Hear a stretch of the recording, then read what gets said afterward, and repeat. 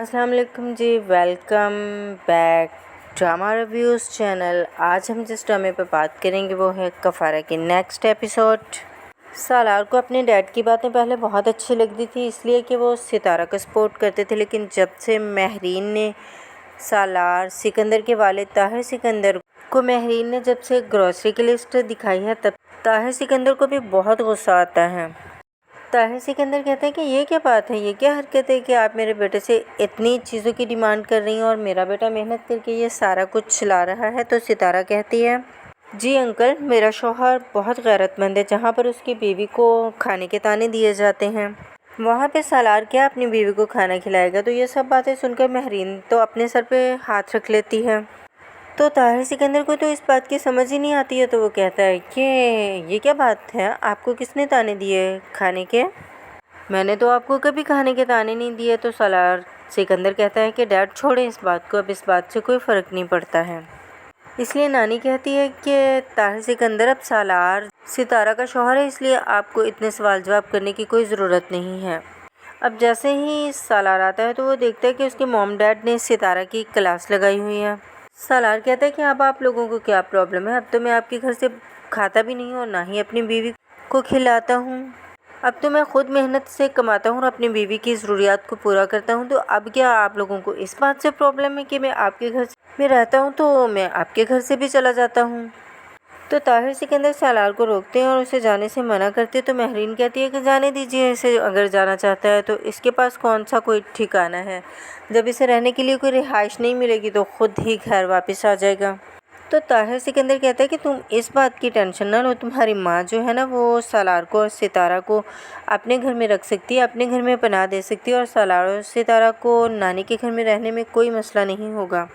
तो ताहिर सिकंदर कहता है कि तुम क्यों अपने बेटे के पीछे पड़ी हुई है, तुम क्यों चाहती हो कि तुम्हारा बेटा तुमसे दूर चला जाए? तो महरीन कहती है कि आप परेशान हो ना हो, सालार इस घर से जाएगा ही तो सितारा से उसकी जान छूटेगी।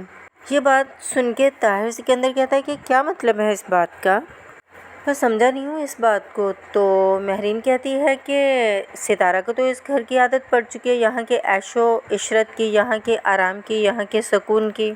अब जाकर किसी बुरे से घर में, किसी गली मोहल्ले में और किसी गंदे से घर में रहेगी तो उसे पता चल जाएगा कि अब सालार कुछ भी नहीं है और सालार के पास एक फूटी कौड़ी भी नहीं है।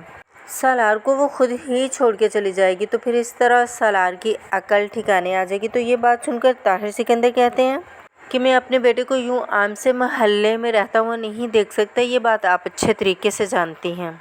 सालार अब कमरे में आ जाता है और आकर अपनी पैकिंग शुरू कर देता है। सितारा जब कमरे में आती है तो देखती है कि सालार पैकिंग कर रहा होता है और उसको वो देखने लगती है। तो सालार सितारा से पूछता है कि क्या बात है सितारा, तुम मुझे इस तरह क्यों देख रही हो?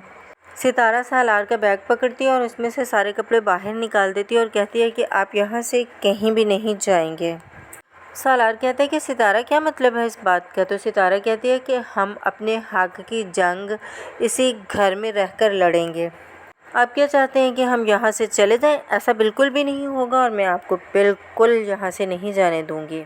सालार कहता है कि ये तुम क्या कह रही हो सितारा, तुम मुझे उन लोगों के लिए कन्विंस कर रही हो जिन लोगों ने खुल्लम खुल्ला तुमसे अपनी नफ़रत का इजहार किया और तुम्हें खाना खाने पे ताने देते रहे हैं।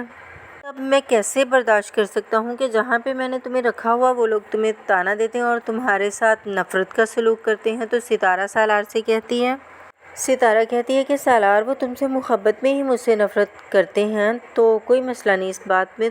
तो सालार सितारा से कहता है कि जो लोग तुम्हें नापसंद करते हैं और तुमसे नफ़रत करते हैं, मैं उन लोगों के साथ कैसे नफ़रत ना करूं, उनके साथ कैसे मोहब्बत करूं और उनके साथ कैसे मिलके एक जगह पे रह सकता हूं?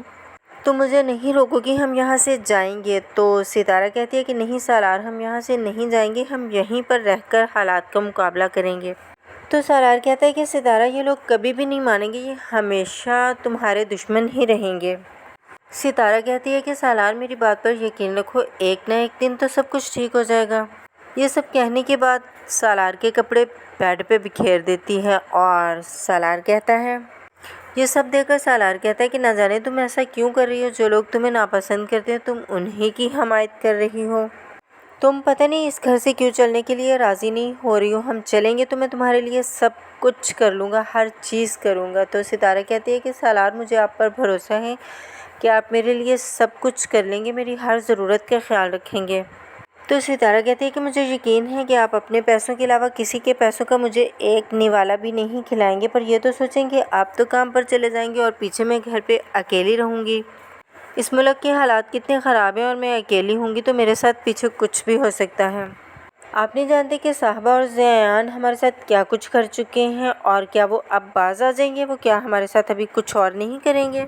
کیا وہ ہمیں معاف کر دیں گے؟ اور ایسا نہ ہو کہ گھر سے نکلنے کے بعد کوئی نہ کوئی ہم میں غلط فہمی پیدا کر دے۔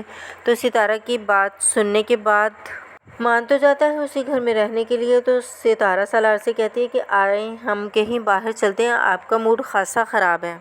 مہرین کو لگ رہا ہوتا ہے کہ سالار گھر چھوڑ کر چلا جائے گا، اور طاہر سکندر بھی لیونگ روم میں بیٹھا ہوا اس بات کا انتظار کر رہا ہوتا ہے کہ کب سالار جائے گا اور میں اسے روکنے کی کوشش کروں گا۔ مہرین اور طاہر سکندر دیکھتے ہیں کہ یہ دونوں کہیں جا تو رہے ہیں لیکن ان کے ہاتھ میں بیگ نہیں ہے۔ طاہر سکندر سالار کو کہے گا کہ بیٹا تم گھر چھوڑ کے جانے کے لیے راضی تو ہو، لیکن گھر سے باہر بہت زیادہ بھیڑیے ہیں جو تم دونوں کو نوچ کھانے کے لیے تیار رہیں گے۔ ستارہ کہے گی کہ انکل آپ فکر مت کیجیے، میں سالار کو کہیں بھی نہیں جانے دوں گی۔ ستارہ کہے گی کہ میں جانتی ہوں کہ آپ کا بیٹا عیش و عشرت میں پلا ہے، میں اس کو کہیں بھی لے کے نہیں جاؤں گی، میں اس پر اتنا ظلم نہیں کروں گی، آپ فکر مت کیجیے۔ آپ کا بیٹا آپ سے کہیں دور نہیں جائے گا، کیونکہ میں جانتی ہوں کہ اولاد اگر والدین سے دور ہو جائے تو والدین کو کتنی تکلیف ہوتی ہے، اور میں آپ کو یہ تکلیف کبھی نہیں دوں گی۔ تو مہرین کہتی ہے یوں کہو نا کہ تم خود اس گھر کو چھوڑ کے نہیں جانا چاہتی۔ تو ستارہ کہے گی کہ آپ کا جو دل چاہتا ہے آپ سمجھے، ویسے بھی آپ کے دماغ کا کوئی علاج نہیں ہے۔ ستارہ کہے گی کہ میں تو چاہتی تھی کہ میں سالار کو کہیں لے کر چلی جاؤں۔ تو مہرین کہے گی کہ تمہاری اتنی اوقات تمہارے پاس ہے ہی کیا، تم سالار کو لے جا کے رکھو گی کہاں؟ تو ستارہ کہتی ہے کہ میرے باپ کی اتنی جائیداد تو ہے کہ میں ان پیسوں سے ایک الگ گھر خرید سکتی ہوں۔ جب مہرین کہتی ہے کہ تم جیسے غریبوں کے پاس ہوتا ہی کیا اور تمہارے باپ کی پراپرٹی ہوگی ہی کیا، تو ستارہ کہتی ہے کہ میں آپ کو کچھ بھی بتانا پسند نہیں کرتی۔